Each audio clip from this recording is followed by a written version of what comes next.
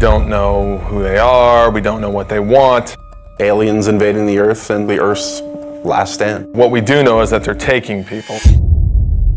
It's basically not a remake, but a reimagining of the original XCOM game. Well, core principles from the original that we wanted to build on was basically everything. XCOM is about Earth being threatened by an unknown enemy. The world bonds together and they form an elite military organization, the most elite in the history of the world, and that's where the player comes in. They are the commander of this organization. I think we were all fans of the original, working for Firaxis, we're all fans of squad-based, turn-based strategy, so I've played just about every turn-based strategy game out there. I think we all had a lot of ideas and things that we wanted to do and things we liked about all of the games that we played in the past.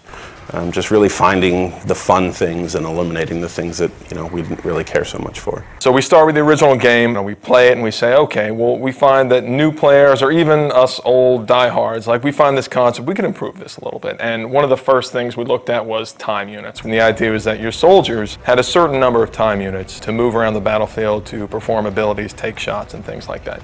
And actually it worked great in the sense that you had this resource that you were hoarding and that you had to be careful, because when you spent too many, you could find yourself exposed and in dangerous situations. So there's this great risk-reward mechanic.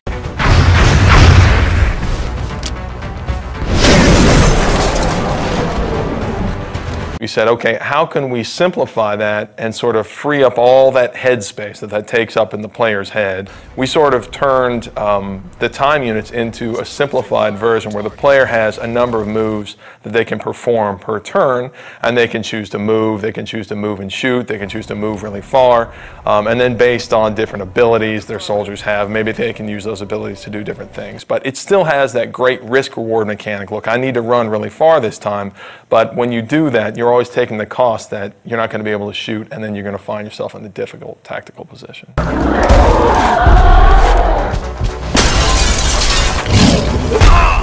The other big thing I think that we did was we added cover to the game. Now tactically you have a lot more important decisions to make based off of being in low cover and high cover, flanking aliens. So in some ways we feel like we made the game more tactical. One of the advantages I think we have as a turn-based game is that we can move the camera around wherever we want. If you're making a game that has real-time response, players get really upset when you take control away from them. Well, we do that every other turn. There's been a very cinematic approach to the game that we're making now that wasn't available then, simply because we can move the camera around and take advantage of the fact that we have a 3D game. We're still leveraging the 3D and the tech that we have available now to make it a much more compelling experience, I think, visually, than they were able to do back then. The Glamcam was our way of kind of making a turn-based strategy game sexy. It was a way for us to take the camera and put it in the environment in a way that kind of got you out of the normal gameplay mode, but let you see things a little clearer and a little more up close and feel like you're a little more part of the action. The idea is that when your soldier goes to take a cool shot, then the camera can drop in, and we've got these great dramatic scenes where your sniper's lining up this super long shot and you'll see it fall right down the barrel. And what that does is it allows a little more of an intimate connection between you and your soldiers. And of course it increases the drama of the actual combat. And the Glamcam is a great way to do that. That's just one of the ways that we sort of get the camera down there so the player can sort of see combat from their soldier's perspective. The base was a really unique challenge for us to design. When we started on it, it was flat and more like a level in the game. And we really wanted to have base building, but we ran into some really difficult challenges on it being flat and working more like a level. And at a certain point, a couple of my guys had come in and they said, you know what, we keep talking about this as an ant farm. Why don't we make it like an ant farm? It is very much, the G.I. Joe base that the kid down the street had that you didn't have, that you got to play with every once in a while if you went to his house.